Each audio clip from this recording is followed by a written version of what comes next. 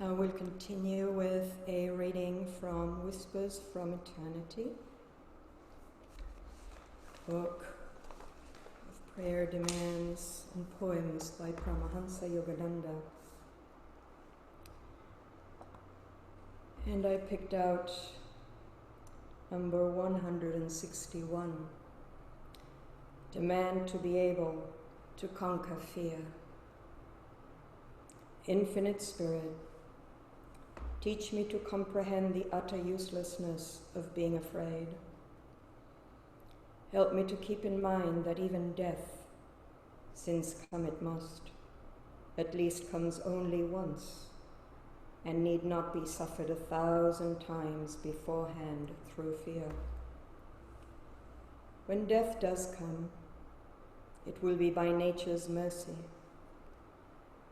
When it comes, I will welcome it in my soul, for I will understand that it is time for me to move on, lowering the curtain on this life's drama, but traveling perhaps to something new and equally interesting. Let me not be a psychological antique, fearing change. Teach me not to paralyze my nerves daily with the dread of some future imaginary accident. Such dread may only invite the accident to happen. Bless me, that I not let fear anesthetize my mind and shut off my unlimited power as thy child to overcome all tests and trials. Help me to realize that whether I'm awake or asleep, alert or dreaming, thine all-protecting presence encircles me always. Help me to see that neither mighty fortress nor the wealth of Croesus could protect me from disease, earthquakes, and all kinds of accidents. That thou alone are my protector, and that though I walk where bullets fly, or where swarms of bacteria abound, I am ever safe, enhaloed in thy all-sheltering light. How appropriate for these times. So, today we have the reading again of Martha and Mary. And we've had this reading many times to the point it's probably already sunken into our DNA, but we can always go over it again and keep perfecting the teaching in this reading. Jesus told Martha, "So worried and troubled you are. And you are a good person, but Mary has what is needed, and that will not be taken away from her." Martha was not only agitated, she was troubled, and she was worried. And that is our average state of mind, troubled and worried, thinking. How am I going to deal with this? How am I going to approach that? There's always something going around in that mental loop.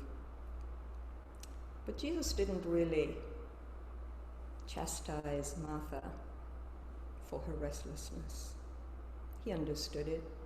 He probably felt it himself. He knew well where she was coming from. What Jesus chastised Martha about, he didn't really chastise her either, but he pointed out that Martha had gone off on a tangent and engaged in a bad attitude.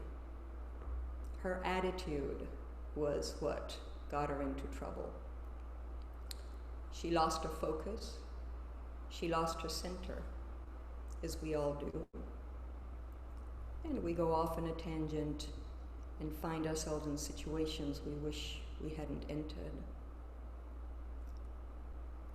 And Martha was definitely not in a good state of mind.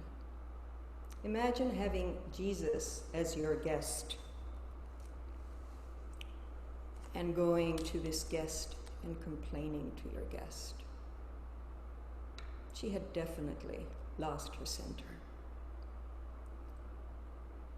In this talk, I'd like to talk a little bit about attitude and about inner communion. Attitude is of utmost importance at all times, but mostly for our spiritual development. We can meditate for hours. We can have all kinds of beautiful inner experiences, be visited by angels and deities. But our attitude needs to be perfected at all times. Attitude is the great equalizer, regardless of our stage in life, whether we're poor or wealthy, fortunate or unfortunate, employed or unemployed. Attitude is something we choose. And we have the freedom to choose that at all times.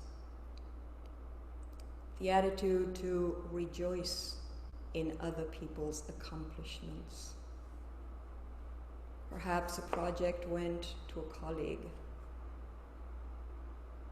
and yet you rejoice in that colleague's accomplishment. Praise went to someone else. We rejoice, just as we would rejoice when we receive praise ourselves. That same joy. Can you express that joy for another? Through attitude, we learn to step backward and stand behind others so others can shine. Others can take the praise, the glory, the joy. That is what the spiritual path is truly about. And that can only come through our connection with the divine. If we're not connected, our state is of disconnection. And in that state of disconnection, very little is possible. So when Martha took her problem to Jesus, she had disconnected from who she was. She had disconnected from her intentions and her greater space within. And she resented her sister sitting in silence, partaking of the blessings of their guest that day. There is a story about an elder who used to take walks every morning. He and his neighbor used to walk for 3 hours to see the sunrise. And they'd walk for about an hour and a half until they reached a nice hilltop to enjoy the sunrise. And then they walked another hour and a half back to their dwellings. And they did this daily. One day the neighbor had a visitor with him, and he asked the elder, "Can I bring my friend on our walk?" And the elder said, "Sure, bring him along." So again, they started their journey at dawn, walked for an hour and a half, found that perfect hilltop to observe the sunrise. And the visitor that day said, "What a beautiful sunrise!" And then they continued their journey back another hour and a half. And at the end, once the visitor departed, the elder told the neighbor, "Don't bring your friend anymore on our walks." The neighbor said, "Why not?" "He talks too much." We think communication happens through words. True communication is nonverbal. It takes place in silence. That was a silence that Mary was enjoying at the feet of Jesus. Swami Kriyananda says that silence is of two kinds.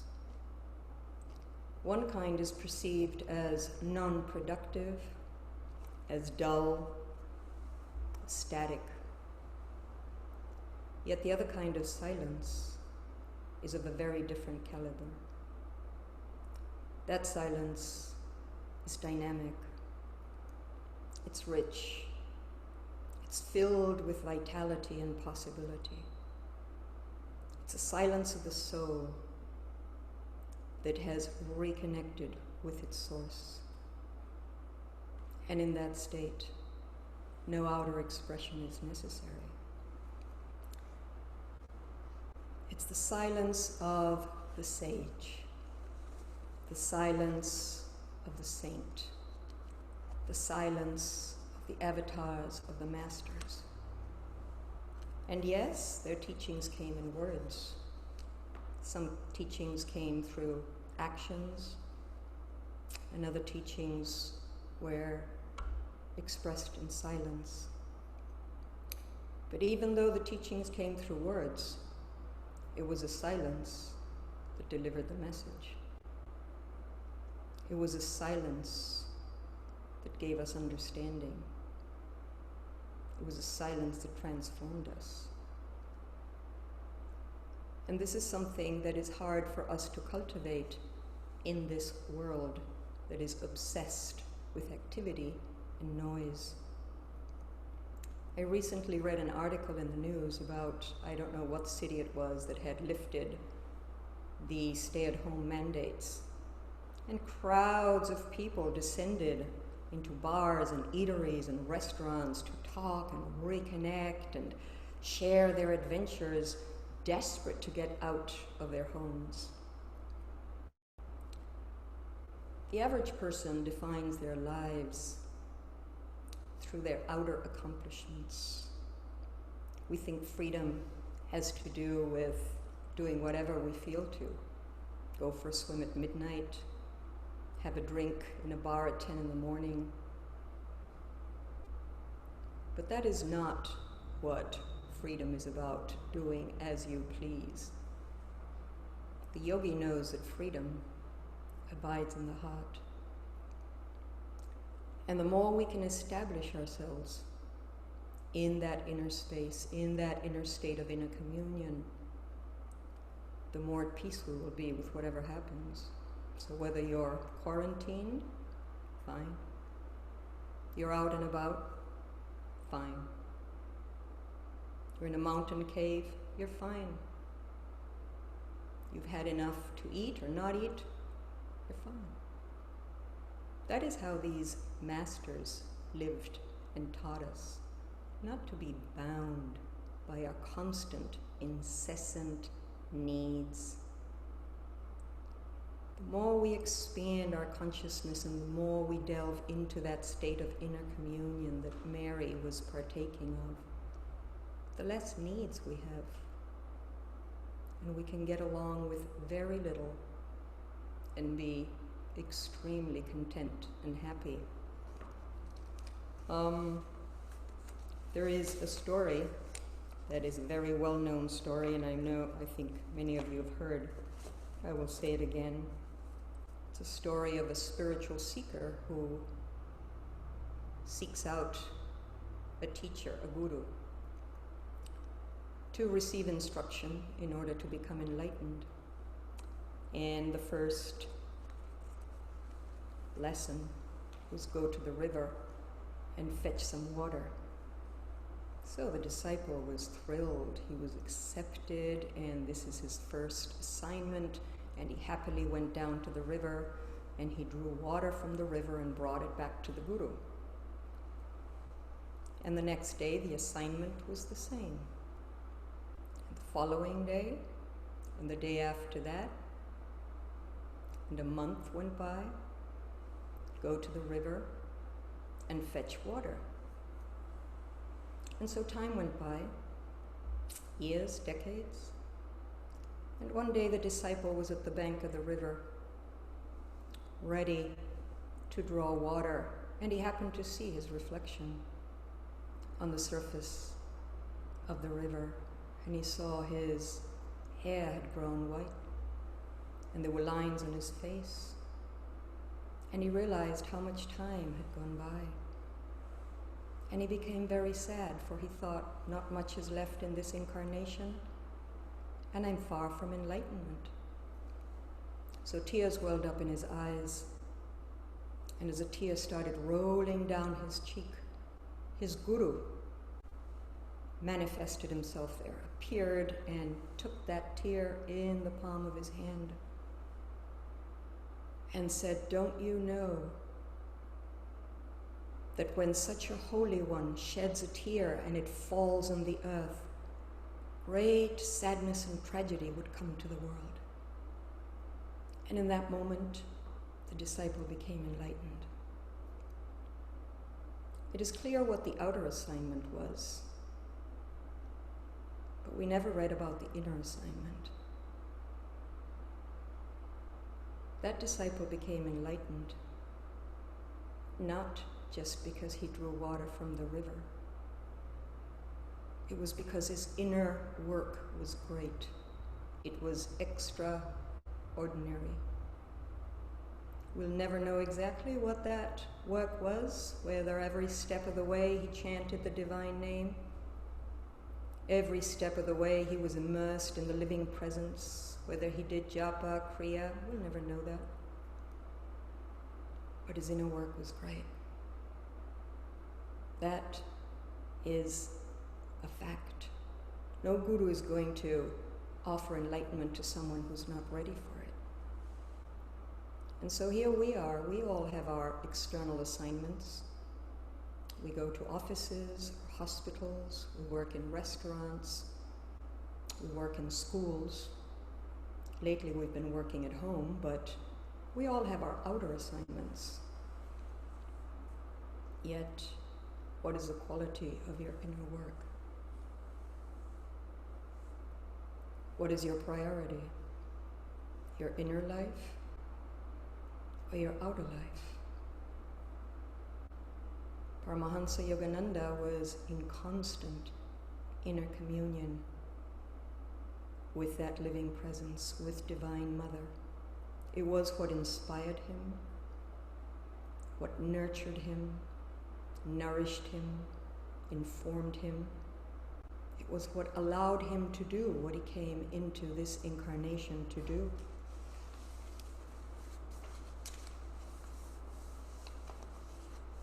When we become the Marthas of life and we get swept into all the outer activity, we tend to live on the surface of life. We forget who we are, and we forget what this is about. We go to the river, but we never enter it. We may enter with our body for a swim, or maybe the mind narrated a pleasant experience on a day in a sailboat. But your consciousness, our consciousness, never enters the river because we're not in touch with the stream of life. We live on the stream of time. And our lives become an endless succession of activity. This job, that job. Begin this project, end the project. Go here, move there, go back to school, do errands. And we never enter that true aspect of being. And we're not in the stream of life. We're really nowhere. Mary, when she was seated at the feet of Jesus, was tuned into that stream of life. She was communing with what life was offering her. Swami Kriyananda, Paramhansa Yogananda, all these great avatars, we're communing with that. And because of that, they left the work behind, a work that mattered.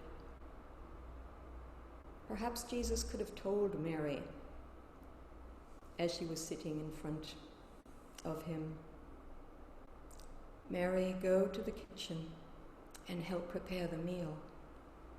And Mary could have taken that state of consciousness with her into the kitchen and infused the food with that state of consciousness and brought Martha relief from all her agitation, maybe even have shifted her mood. It is that perfect balance between inner communion and activity that helps you do whatever you do in an extraordinary way, whether it's washing a pot, walking a dog, or starting an enterprise. Our lives will never, ever be ordinary or simple or uninteresting if the inner work is great. Connection, connection, connection.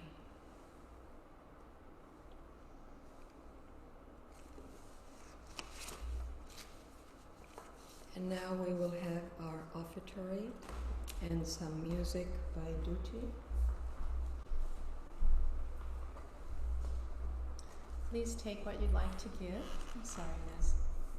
Place it in your right hand and repeat after me. Divine Mother, we offer to thee the fruit of our labors. Bless this offering, that it serve as a channel of thy light to truth-seeking souls everywhere. Om, peace. Amen.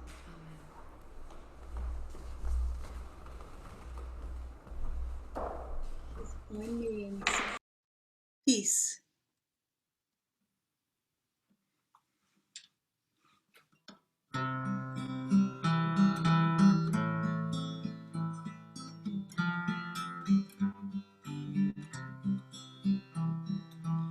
Peace gave us the mountains, peace gave us the sky.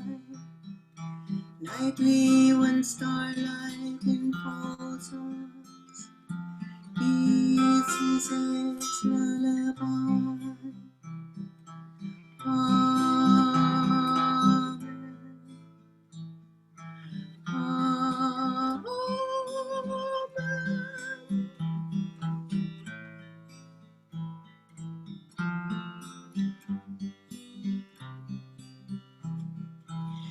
Peace gave us the morning, peace gave us the sun, bird songs that call us to welcome day and fresh labors begun. Amen. Amen.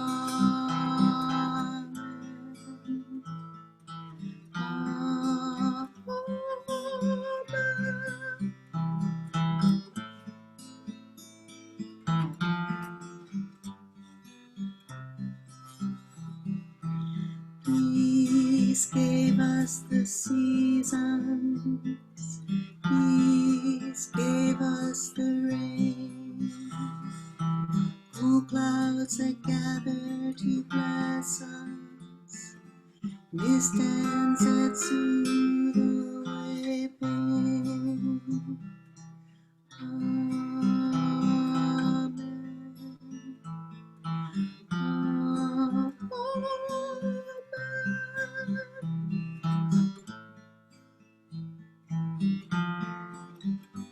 Amen. Peace gave us our heart's love, peace gave us our smiles, rays of God's presence within us, light that all strife reconciles.